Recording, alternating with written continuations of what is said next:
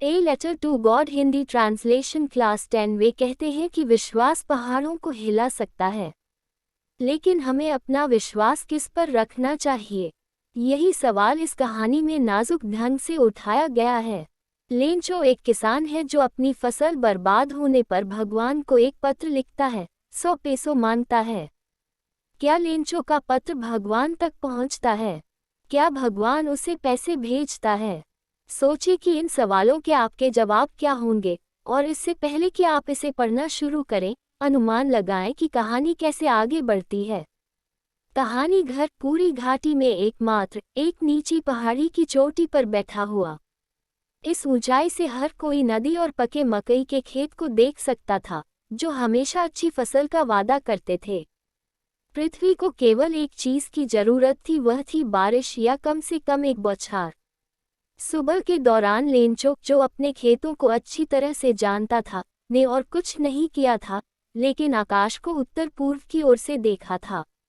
श्रीमती जी, अब हम वास्तव में कुछ पानी पाने जा रहे हैं। जो महिला रात का खाना बना रही थी, उसने जवाब दिया, हाँ, भगवान ने चाहा तो। बड़े लड़के खेत में काम कर रहे थे, जबकि छोटे लड़के घर के पास खेल रहे थे, जब तक कि महिला ने उन सभी को रात के खाने के लिए आओ। भोजन के दौरान, जैसा कि लेंचो ने भविष्यवाणी की थी, बारिश की बड़ी बूंदें गिरने लगीं। उत्तर पूर्व में बादलों के विशाल पहाड़ आते देखे जा सकते थे। हवा ताजी और मीठी थी। वह आदमी अपने शरीर पर बारिश को महसूस करने का आनंद लेने के अलावा और किसी कारण से बाहर नहीं गया, और जब वह वापस आया तो उसने कहा, ये आसमान से गिरने वाली बारिश की बूंदें नहीं हैं, ये नए सिक्के हैं। बड़ी बूंदें 10 सेंट 100 सेंट इक्वल्स $1 हैं और छोटी 5 है। एक संतुष्ट अभिव्यक्ति के साथ उसने पके मकई के खेत को उसके फूलों के साथ देखा, जो बारिश के पर्दे में लिपटा हुआ था।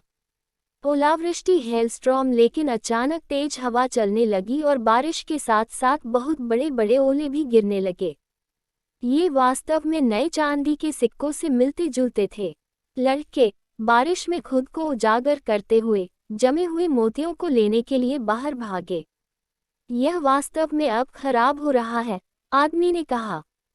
मुझे आशा है कि यह जल्दी से गुजर जाएगा, यह जल्दी खत्म नहीं हुआ। 1 घंटे तक घर, बाग, पहाड़ी, मक्की के खेत, सारी तराई हिलसाइड पर ओले बरसे। मैदान सफेद था, मानो नमक से ढका हो। पेड़ों पर एक पत्ता भी नहीं रहा। मक्का पूरी तरह से नष्ट हो गया।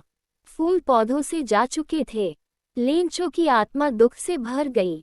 जब तूफान थम गया, तो वह मैदान के बीच में खड़ा हो गया और अपने पुत्रों से कहा, टिड्डियों की एक विपत्ति इससे अधिक छोड़ देती।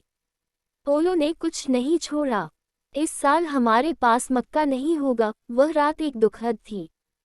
हमारे सारे काम, बिना कुछ लिए कोई नहीं है जो हमारी मदद कर सके। हम सब इस साल भूखे रहेंगे, ईश्वर से सहायता। लेकिन घाटी के बीच में उस एकांत घर में रहने वाले सभी लोगों के दिलों में एक ही आशा थी, ईश्वर से सहायता।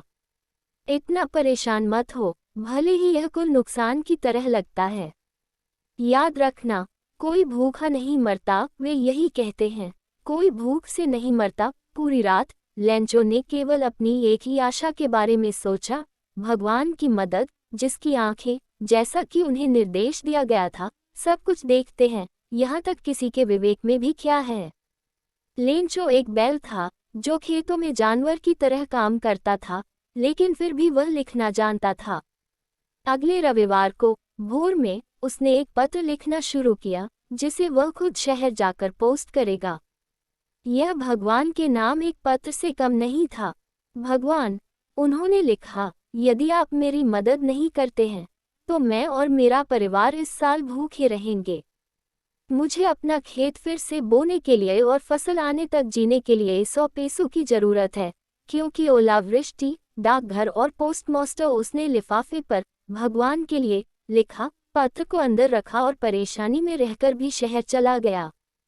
डाकघर में उसने पत्र पर एक मुहर लगाई और उसे मेल बॉक्स में डाल दिया। कर्मचारियों में से एक, जो एक डाकिया था और डाकघर में भी मदद करता था, अपने पोस्टमास्टर के पास जाकर दिल खोलकर हंसता हुआ गया और उसे भगवान को लिखा पत्र दिखाया। एक डाकिया के रूप में अपने करियर में वह कभी भी उस पते को नहीं जानता था। पोस्टमास्टर एक मोटा, मिलनसार साथी भी हंसा, लेकिन लगभग तुरंत ही वो गंभीर हो गया और अपनी मेज पर पत्र को टैप करते हुए टिप्पणी की, क्या विश्वास! काश मुझे उस व्यक्ति जितना विश्वास होता जिसने यह पत्र लिखा था। परमेश्वर के साथ पत्र व्यवहार शुरू करना। इसलिए लेखक के ईश्वर में विश्वास को हिलाने के लिए पोस्टमास्टर एक विचार के साथ आया, पत्र का उत्तर दें। लेकिन जब उन्होंने इसे खोला तो यह स्पष्ट था कि इसका उत्तर देने के लिए उन्हें सद्भावना, स्याही और कागज के अलावा कुछ और चाहिए था। लेकिन वह अपने संकल्प पर अड़ा रहा। उसने अपने कर्मचारियों से पैसे मांगे, उसने खुद अपने वेतन का हिस्सा दिया, और उसके कई दोस्त दान के लिए कुछ देने के लिए बाध्य थे। उसके लिए 100 पेसो फिलिपींस मुद्रा इकट्ठा करना असंभव था, इसलिए वह किसान को आधे से थोड़ा ही अधिक भेज सका। उसने लेंचो को संबोधित एक लिफाफे में पैसे डाल दिए और उसके साथ एक पत्र जिसमें हस्ताक्षर के रूप में केवल एक शब्द था, भगवान। अगले रविवार लेंचो सामान्य से थोड़ा पहले आया और पूछा कि क्या उसके लिए कोई पत्र है। यह स्वयं डाकिया था जिसने उसे पत्र सौंपा, जबकि डाकपाल ने एक अच्छे काम करने वाले व्यक्ति की संतुष्टि का अनुभव करते हुए अपने कार्यालय से देखा। लेंचो ने पैसे देखकर जरा भी आश्चर्य नहीं दिखाया, ऐसा उसका आत्मविश्वास था, लेकिन पैसे गिनने पर वह क्रोधित हो गया। ईश्वर कोई गलती नहीं कर सकता था, न ही वह लेंचो को मना कर सकता था जो उसने अनुरोध किया था। ईश्वर के नाम दूसरा पत्र तुरंत लेंचो कागज और स्याही मांगने के लिए खिड़की के पास गया। सार्वजनिक लेखन टेबल पर उन्होंने अपने विचारों को व्यक्त करने के लिए किए गए प्रयास के कारण अपनी भौं की बहुत झुर्रियों के साथ लिखना शुरू कर दिया। जब वह समाप्त हो गया तो वह एक स्टैम्प खरीदने के लिए खिड़की के पास गया, जिसे उसने चाटा और फिर अपनी मुट्ठी के प्रहार से लिफाफे पर चिपका दिया। जैसे ही पत्र मेलबॉक्स में गिरा, डाकपाल उसे खोलने गया। इसने कहा, भगवान, मैंने जो पैसा मांगा उसमें से केवल 70 पेसो ही मुझ तक पहुँचे। बाकी मुझे भेज दो, क्योंकि मुझे इसकी बहुत ज़रूरत है। लेकिन मुझे मेल के माध्यम से मत भेजो, क्योंकि डाकघर के कर्मचारी बदमाशों का एक झुंड है। लेंचो, उद्धरण चिन्ह।